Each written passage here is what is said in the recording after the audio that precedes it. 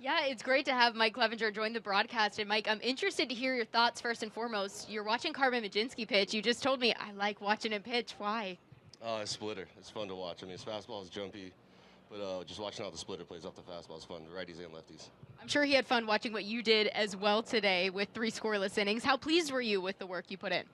Yeah, no, I'm happy with where my stuff set. Just got to kind of fine tune the strike zone. It's kind of too many walks still, but we're still finding the zone and still early, so we're in a good spot now. You feel comfortable at this point in spring training, though? You're a guy who's been around the league for a while, for 10 years. So at what point in spring are you at in terms of your ramp up? I mean, I feel like I'm ahead of schedule. I mean, I did a lot of work diving into stuff and biomechanics in the offseason. Over there, drive line with Bryce Kreider, and, we did a lot of special things over there, so I feel like I'm in a pretty consistent spot already, and I was just kind of picking my lanes to the plate. What does this opportunity mean to have with the Pittsburgh Pirates? I mean, this is awesome. This team's really exciting. I mean, it's, I feel like we have guys at every single position that are, and everyone's here to play. It's been really fun. It's been really kind of good, refreshing experience to be here. Speaking of guys that can play, what did you make about Henry Davis's work behind the plate today? The catcher caught stealings. I mean, his arm on display. Yeah, no, I already love that kid. He's dialed every single day. He's on 10, on 11 actually every single day, and he lives and breathes catching him behind there. He's always in your ear. He's always, I mean, from 7 a.m. in the morning in the hot tub talking about pitch selections and stuff to when we're out there just already playing the chess match as if we're in October. So, you love to see that as a pitcher.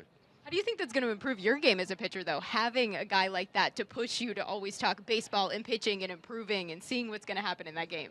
No, I love it. I love when it gets to be a little more like subconscious for me out there, where I kind of just go with the flow and trust him and, not have to be so cerebral with everything and just kind of get in that flow state easier when you can really trust your catcher. I've had some really good catchers in the past, and, it's been great to work with them. And speaking of just being here at spring training, you had talked about teammates, talked a lot about that with Henry Davis. But then when you look at the staff that's in place with a guy like Bill Murphy, he'll be joining us later in the broadcast. What's been in your impression of working with him as the new pitching coach? I mean, I think first and foremost, he's very authentic. He's very genuine, and you can tell he cares. He cares about getting everyone to the next level, and making what's great about you great, as far as just really understanding the analytics and understanding what you're trying to do on the mound. And it's not like a cookie cutter approach. It's very methodical, very well thought out, and just very genuine. When it comes to what you're trying to do, you had talked a lot about your off-season approach, but year 10, essentially now, when you look back at the Mike 10 years ago to the Mike sitting beside me now, tell Pirates fans, who are you? How have you developed as both a person at the major league level, but a pitcher as well?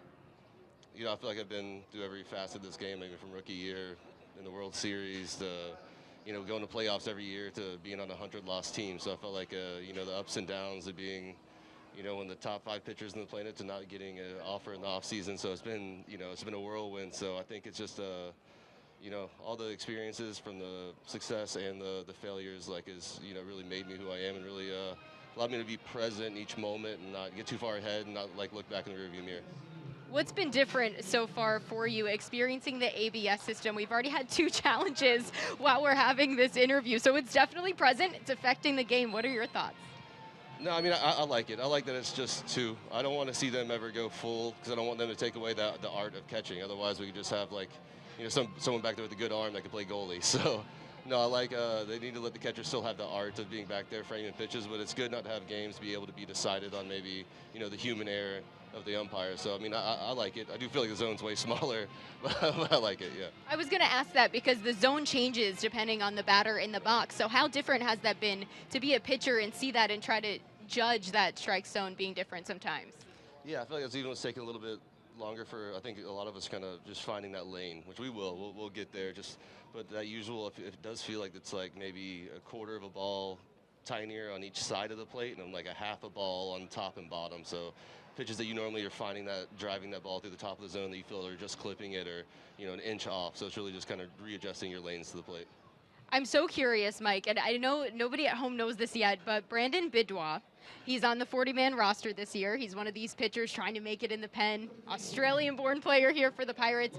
He mentioned you specifically in your routine pregame, saying he wants to take something from it. What do you do pregame that's so different? He mentioned the movements. What about it? Oh, man. Yeah, I mean, it's a lot. It changes day to day, but it's really I'd say the main thing I key on is really getting, thoracic mobility going, really getting the spine, the vertebrae going, especially I'm a guy that 2 years ago I had a disc replacement in my spine, and then when I went over the drive line, and that was kind of our big deficiencies, but I wasn't getting enough movement out of my spine. And so yeah, a lot of rolling on your back, a lot of throwing weighted balls from the back position, rolling forward. It looks kind of like a circus act at times, but everything has its purpose. Even now, I know it's been starting to pick up in the game, but started doing the javelin throws to lengthen the pec, and that's been really beneficial. Is really learning how to throw with your trunk and your spine directional to the plate, and letting the arm kind of be a whip and be more along for the ride.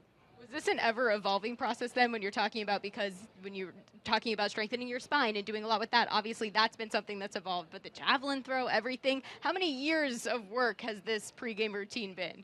Oh man, it's ever evolving. I feel like, because you got to follow the trends. Sometimes I feel like 1 year X, Y, and Z is working, and then, more science comes out. It's like, hey, maybe this, and this was wrong, and then, you got to listen to your body. Like sometimes I'll correct something with my right hip, but now I'm, deficient in this part of my spine or this part of my scap load, and it's really just never, ever getting stagnant. I think complacency is like the death of a lot of careers.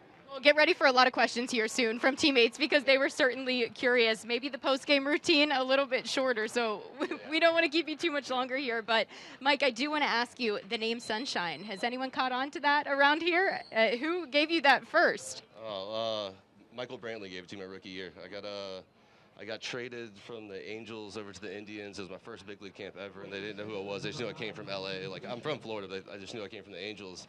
And I think my first live EP, I was pacing in the dugout. I was treating it like it was Game 7 of the World Series. And Terry Francona knows how high energy and competitive I get even then. So, like, he stacked our top of our lineup. So it was Lindor, Jose Ramirez, Mike Napoli, and Michael Brantley I had to face in my first live. I think I was like 96, 98 for the first day of spring training. And they were just like, who is this guy? That Michael Brantley got up and was like, Sunshine, after my first fastball, kind of up and in on him. And it was just from that, remember the Titans moment when they're like, who's this kid? And he throws a football across the field. Yeah. Very Ronnie Bass of you, for sure. Yeah. Well, we can't wait for Pirates fans to get to know more about you. Sunshine, Mike Clevinger, thank you so much for your time. We really appreciate it. Good work out there today. We look forward to seeing more of you in black and gold. Yeah, thank you.